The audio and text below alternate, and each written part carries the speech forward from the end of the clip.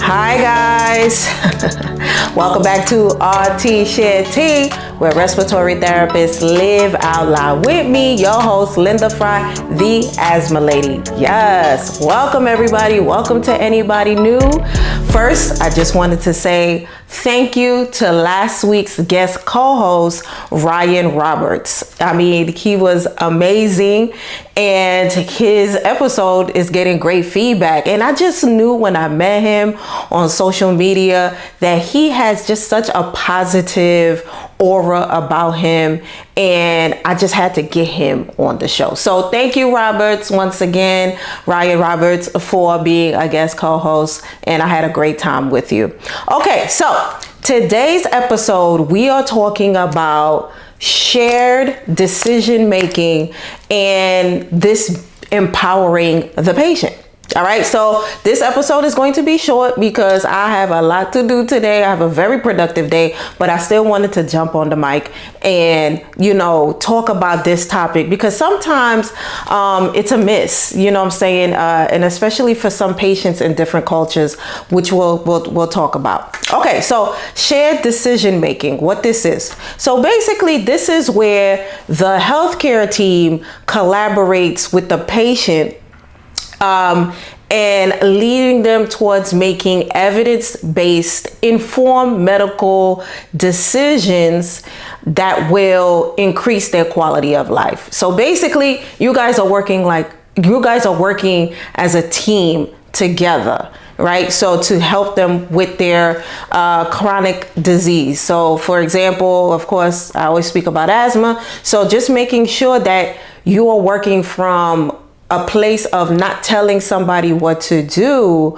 but being a part of their success team and helping them get to where they want to be in their life with this chronic condition. So they have to be able to manage themselves, be engaged, and ultimately this is about empowerment, right? So I'm just gonna go over, I found this acronym for shared decision making that I really liked, and I just wanna share it with you, and it makes like all the sense.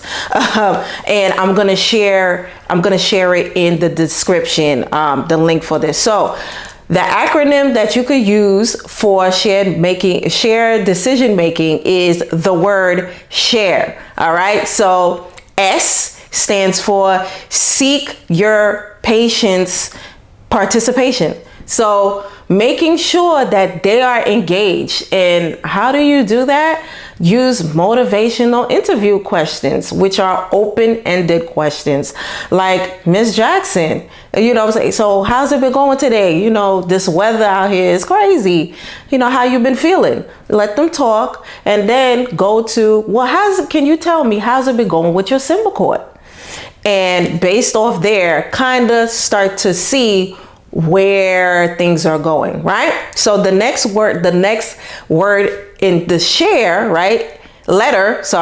H stands for help your participants explore and compare treatment options. So based on the answer that they are giving you during the motivational interview question, you can start to give them options, right? And people love options in general. So think about this when it comes to treatment plans. Sometimes we do have providers or people who, they favor one thing because it works a lot, but try to give folks options. Okay. And then, so the next letter we have A, which stands for assess your patient's values and preferences. So when like the question that I asked, hey, Ms. Jackson, how did it go with your Symbicort?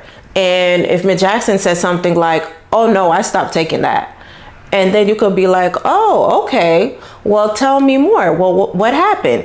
And if they say something like, oh, I don't feel like it works, or it's too strong, or, I was taking it too many times, I didn't like it. Start to see, this will let you know the values and the preference. So now you can even think about other options that may potentially work for them versus the last treatment plan, right? So That's a really good one to consider.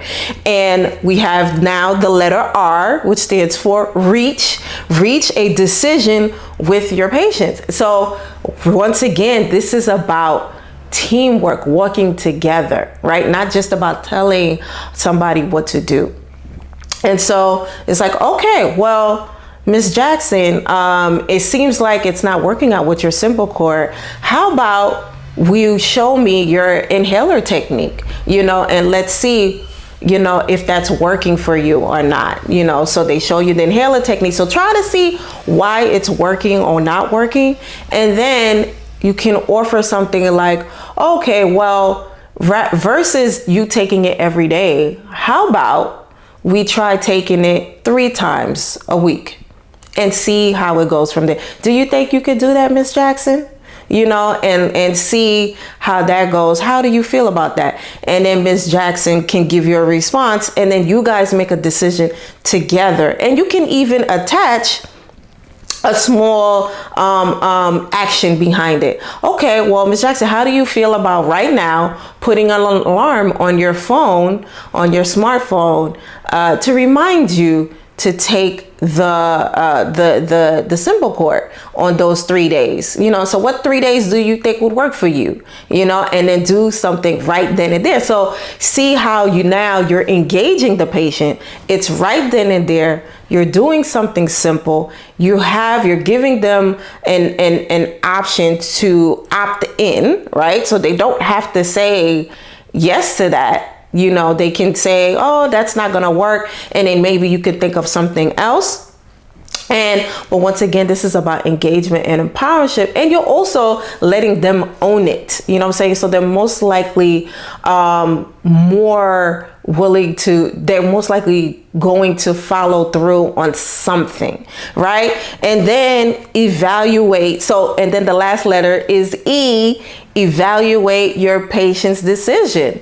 And so, so based off what you guys have discussed, just see whether it worked for them or not and get the feedback and go from there. So continue to go from there on the next visits or the next time you guys work together. And so this is about building rapport. This is about empowerment. This is about engagement when it comes to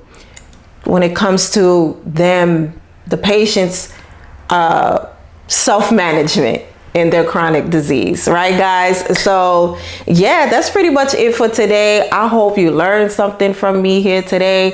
Like I said, I will put this in the description where I got this from in the description below, and resources like this very, very useful when it comes to patient education and just guiding someone in their own self-management and increasing their quality of life, right? Yes. All right, guys. So, this Thursday, I'm going to be at the Black Health Matters Harlem Summit and Expo on August 17. So if you're going to be in New York City, come through Harlem. I will be there doing asthma education with the Allergy and Asthma Network. We will be there on the 17th. I will also be there on that Saturday, which I believe is the 20th, August 20th, in Harlem for Harlem Day as well, providing asthma education in the community. I love doing stuff like that. So pull up. We're giving away $10 gift cards to anybody that fills out our asthma survey. And there's going to be so many things, giveaways, just good stuff. So come out if you're available then. And I have some other stuff coming out. I know I'm forgetting something, but anyway, I guess you will have to wait until next week. So know that we are growing together. We have more guest co-hosts in the pipeline, more content to come. We are on Google Podcasts and most podcast platforms on Wednesday, 6 p.m. Eastern time. And we are on YouTube every Thursday. Yes, guys. So thank you so much for the support. And as always, remember to invest in yourself and to only compete with yesterday's version of you. I'll see you next week. Bye.